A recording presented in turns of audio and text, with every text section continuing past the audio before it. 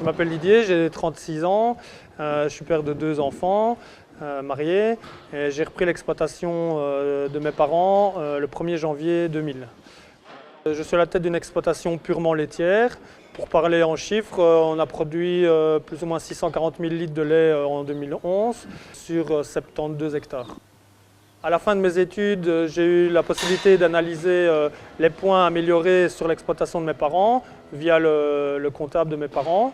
Et là, on avait mis en évidence qu'il fallait améliorer le pâturage, il fallait améliorer l'âge au premier vélage et la valorisation des fourrages en période hivernale en répartissant mieux les lots des animaux. Devant tous les défis qui s'annonçaient, mon père ayant 50 ans, tous les deux n'ayant pas la même vision des choses, on voyait bien que 2 chefs sur l'exploitation, ça n'allait pas coller. Donc mon père a décidé de me laisser les rênes de l'exploitation. Dès le premier printemps 2000, on a mis en place sur l'exploitation un calendrier de pâturage et la volonté de faucher impérativement la première coupe d'herbe dans les 15 premiers jours du mois de mai. Ce qui a nécessité une application des engrais minéraux et des lisiers assez tôt le printemps.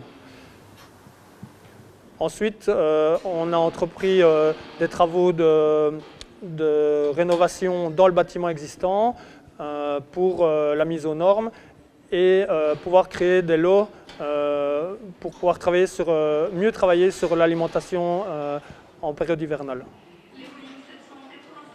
Le pâturage tournant et la fauche beaucoup plus précoce a permis une production de protéines beaucoup plus importante sur l'exploitation et de la protéine bien valorisée par les animaux. On a vite remarqué qu'il était important de rénover les prairies pour avoir un fourrage beaucoup plus digeste avec des variétés beaucoup plus d'actualité dans lesquelles on a incorporé de plus en plus de trèfles. Et ensuite, on a réfléchi sur la possibilité de modifier l'assolement de l'exploitation pour avoir plus de prairies et moins de maïs, pour avoir à disposition plus de fourrage riche en protéines. Pour donner un exemple chiffré, en 2011, nous avons su produire 8500 litres de lait par vache avec l'aide uniquement de 1050 kg de concentré. Ça traduit qu'il y a entre 5 et 6 000 litres de lait qui sont venus via les fourrages grossiers.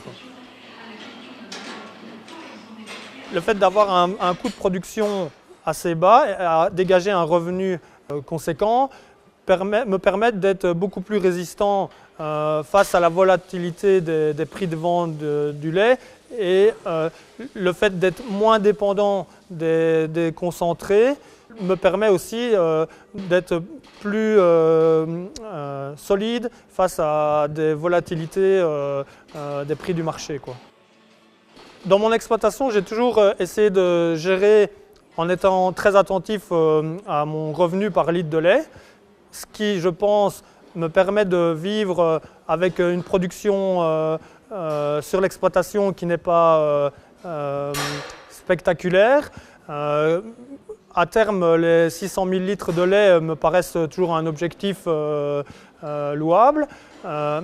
Et j'ai l'impression que la course vers une taille d'exploitation toujours de plus en plus grande et pas nécessairement être attentif au prix de revient n'est pas une bonne évolution. Je pense qu'il vaut mieux permettre à 2 agriculteurs de travailler en produisant chacun 600 000 litres de lait que de vouloir faire absolument être omnubilé de produire 1 200 000 litres sur son exploitation. C'est défendable écologiquement et socialement, je pense. Voilà. Concernant mon autonomie fourragère, autonomie pour la production de lait, j'ai une grosse crainte quant à la mise en place dans les mois qui viennent de Natura 2000. Comme j'ai déjà pu le dire auparavant, j'ai développé un système de production à base de fourrage de qualité et pour y arriver, j'ai dû appliquer de façon raisonnée des engrais minéraux et les effluents d'élevage tôt le printemps et faucher jeune, alors que c'est contradictoire avec le cahier des charges des UG2 et UG3. Donc ça, c'est quand même un souci à l'avenir sur la rentabilité de mon exploitation, surtout que dans la région jurassique, il y a beaucoup d'exploitations qui sont fortement impactées par Natura 2000. La production de fourrage à partir de l'herbe serait à mon avis bien soutenue par la mise en place d'une réelle prime à l'herbe qui encouragerait les gens à travailler dans ce sens-là, et pour moi c'est défendable économiquement, quoi.